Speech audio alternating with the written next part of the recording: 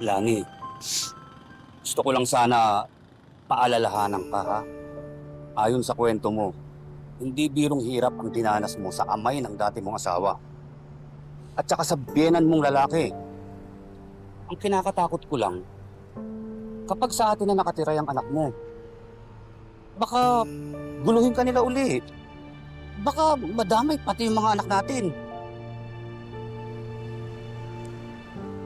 Hindi ko makakalimutan ng impyernong buhay na dinanas ko sa.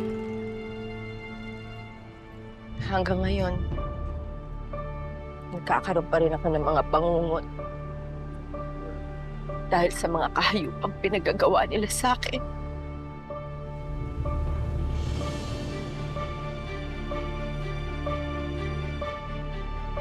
Kaya tama ka. Pwede nila ulit guluhin ang buhay ko.